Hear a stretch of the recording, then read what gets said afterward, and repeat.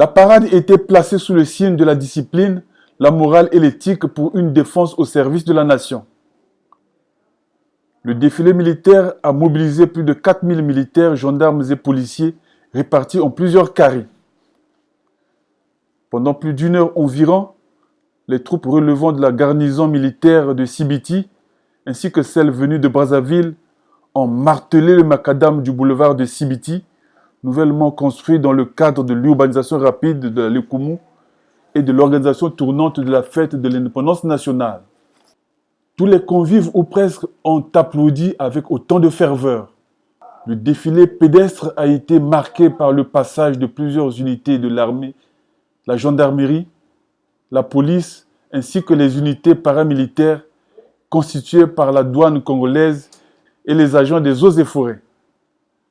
Cerise sur le gâteau, un spectacle mirobolant s'est produit au ciel avec à la clé des avions de chasse.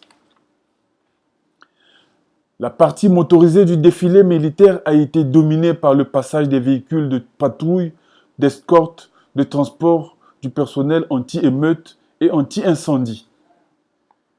La police nationale et les véhicules de combat n'ont pas raté le coach. Le défilé civil, quant à lui, a connu la participation des forces vives de la Lékoumou.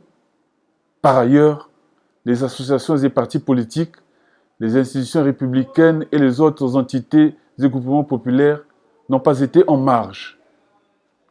Bref, de belles images qui ne font pas oublier la tradition politique de cette fête.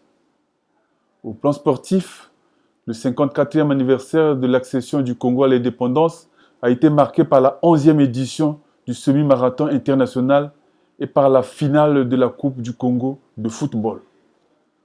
Rappelons que plusieurs chefs d'État, notamment Catherine Samba-Panza de la RCA, Théodoro Obiangema de Guinée équatoriale et Faure Gnassingbé du Togo, ont assisté aux festivités du 15 août.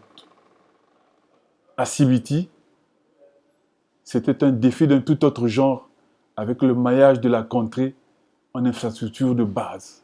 Du point de vue de sa structuration et même de son contenu, la municipalisation du département de la Lékoumou ne se dérobe guère du principe général du concept. Au titre des projets du premier périmètre, c'est-à-dire les projets directement liés à la célébration des festivités de la fête de l'indépendance à Sibiti. Nous avons les chaussées aéronautiques de l'aéroport de Sibiti, référencées à l'avion du type Boeing 737, doté d'une piste de 2000 mètres, 50 mètres de long, avec un prolongement d'arrêt de 100 mètres à chaque seuil, sa largeur est de 30 mètres centraux, avec des bandes anti-souffle de 7 mètres 50 de part et d'autre. Ces chaussées sont dotées d'une bretelle de 145 mètres de long et 23 mètres de large, avec des accotements de 7 mètres de part et d'autre. Elle relie la piste à l'aire de stationnement d'avions, qui mesure 240 mètres de long sur 80 mètres de large. Cette fois-ci, la maîtrise du terrain est dans. Les installations terminales de l'aéroport et la tour de contrôle ont été achevées et participent à l'exploit d'avoir livré pour la première fois, clé en main, en quelques mois, un aéroport complet au département de la Lékoumou. Pour les atterrissages de nuit, l'aéroport est doté d'un balisage lumineux portatif. Son premier vol avec l'avion de référence Boeing 737 a eu lieu le 8 août courant. Les voiries urbaines, quant à elles, ont été réalisées. Il suffit de survoler la ville pour voir comme elle est totalement quadrillée. Le président Denis Sassou Nguesso a aussi assisté à une exposition. Ici, les photos de plusieurs départements qui ont bénéficié de la cure de jouvence de la municipalisation ont fait figure de preuves tangibles. Voilà qui pouvait justifier l'euphorie et l'enthousiasme des populations. Des danseurs en transe sublimés pour Denis Sassou Nguesso, communiquant à tout bout du champ pour écouter, discuter et se faire comprendre avec une séduction qui force le respect et l'admiration.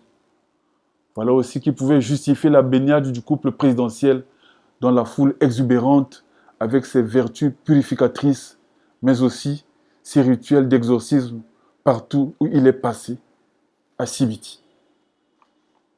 Quant au message devant le Parlement réuni en congrès, tout un symbole.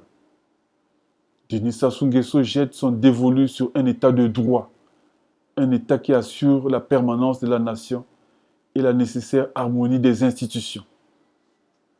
Denis Sassou Nguesso, qui n'y est pas allé par 4 chemins, estime que les institutions doivent fonctionner en symbiose et doivent puiser dans le peuple d'indispensables légitimes afin de s'adapter au temps et à la modernité.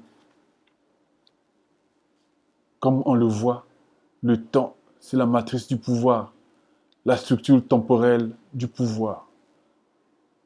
Denis Sassou Nguesso récuse la démocratie de l'invective, celle qui se nourrit du sang et des larmes des autres.